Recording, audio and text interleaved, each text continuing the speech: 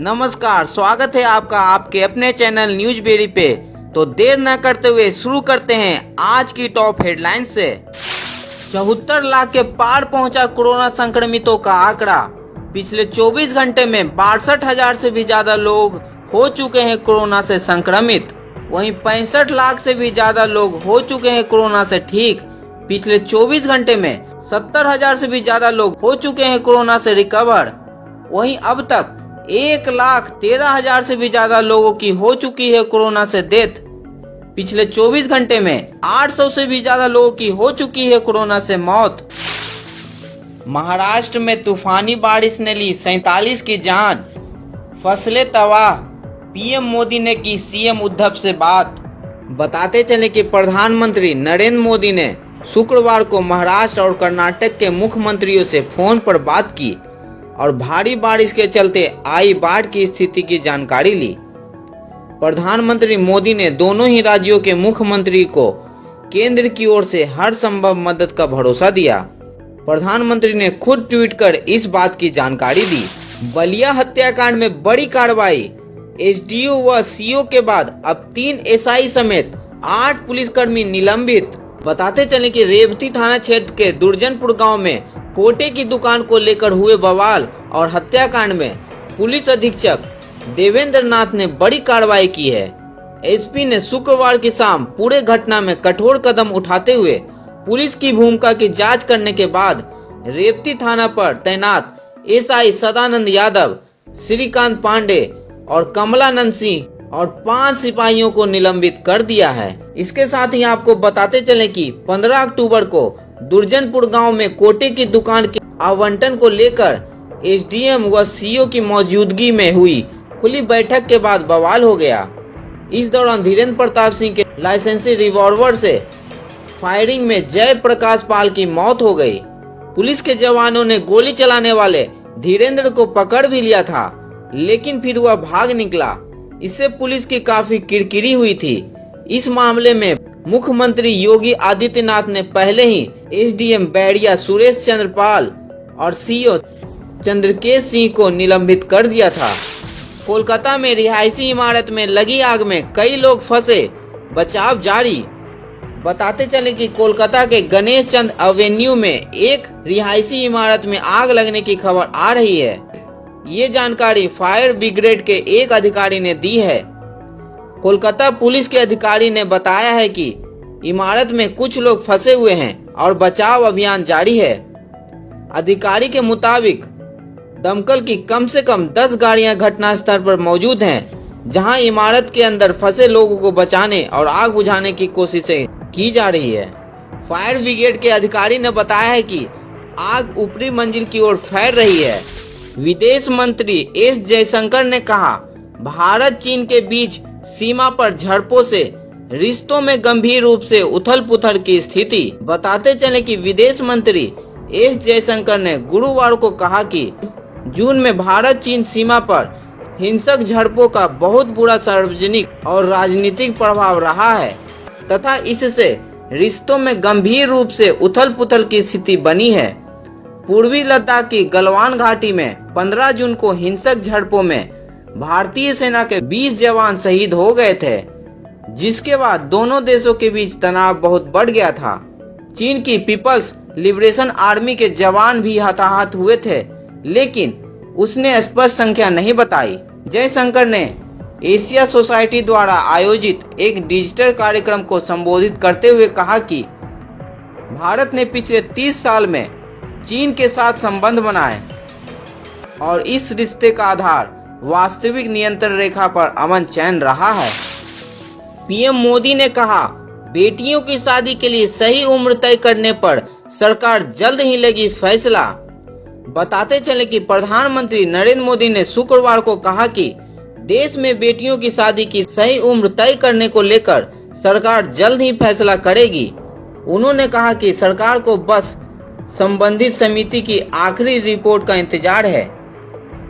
PM ने राष्ट्र के खाद्य और कृषि संगठन के 75वीं वर्षगांठ के अवसर पर आयोजित एक कार्यक्रम में यह बात कही। उन्होंने कहा, हमारी बेटियों की शादी के लिए सही उम्र तय करने को लेकर चर्चा चल रही है। देश भर में बेटियों ने मुझसे लिखकर पूछा है कि संबंधित समिति ने अभी तक इस बारे में कोई रिपोर्ट क्यों नहीं दी है।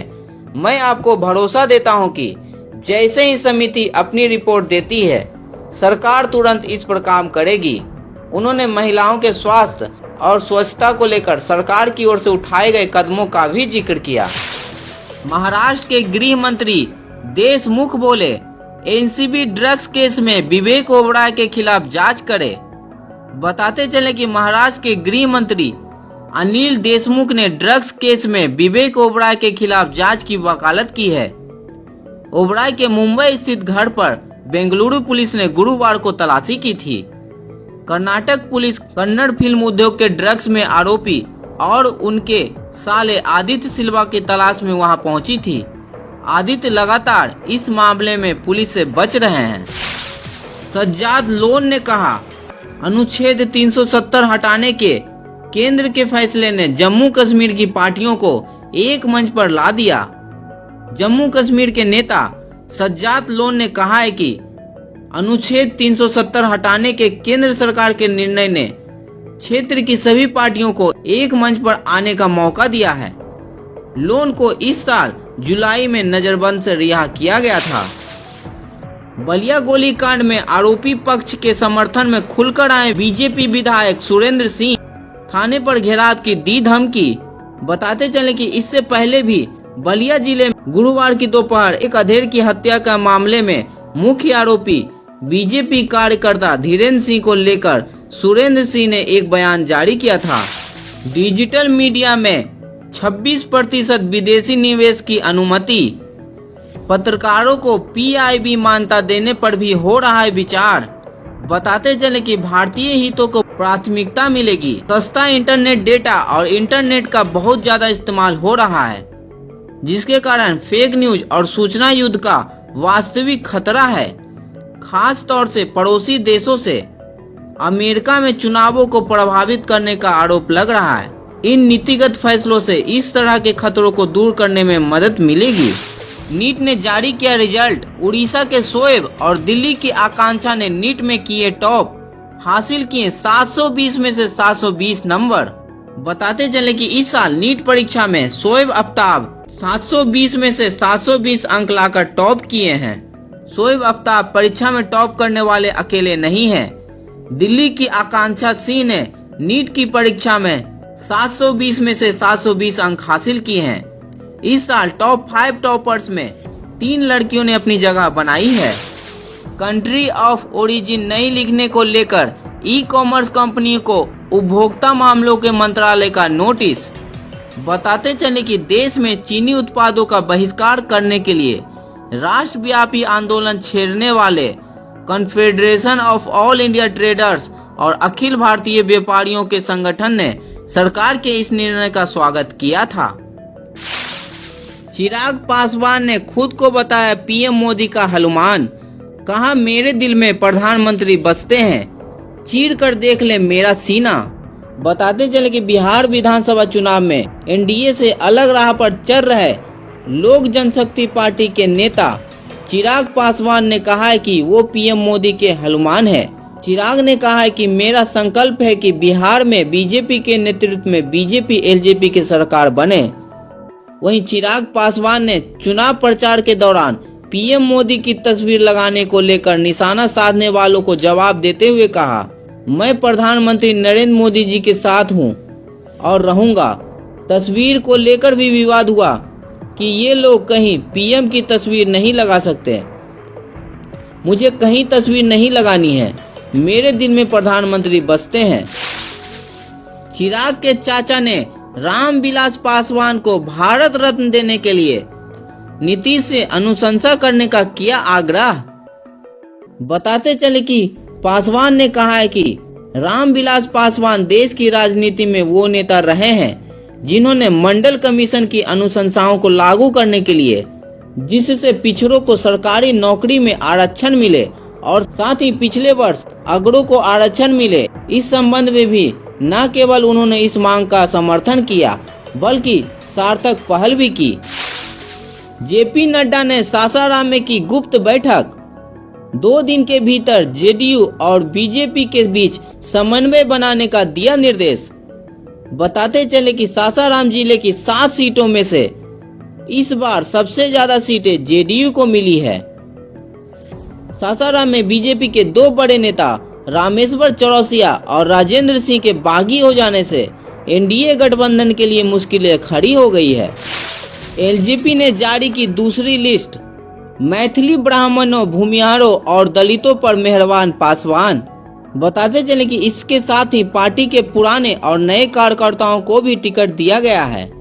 एलजेपी अभी तक 95 उम्मीदवारों के नाम घोषित कर चुकी है।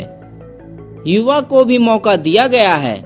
95 सीट में से 30 कैंडिडेट 40 वर्ष के नीचे हैं। पार्टी ने भाजपा और जेडीयू से आए नेताओं को भी टिकट दिया है। सुशील मोदी और भूपेंद्र यादव ने कहा, लोजपा और चिराग को न भ्रम में रहना चाहिए और न भ्रम पालना चाहिए। बताते चले कि बिहार में भारतीय जनता पार्टी के वरिष्ठ नेता खुलकर लोक जनशक्ति पार्टी के राष्ट्रीय अध्यक्ष चिराग पासवान की आलोचना कर रहे हैं।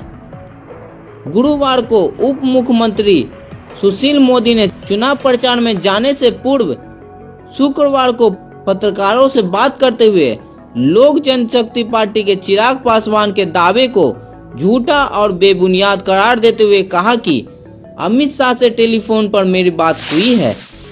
दिल्ली का मशहूर कालका जी मंदिर नवरात्रों में खुलेगा, सोशल डिस्टेंसिंग कायम की जाएगी।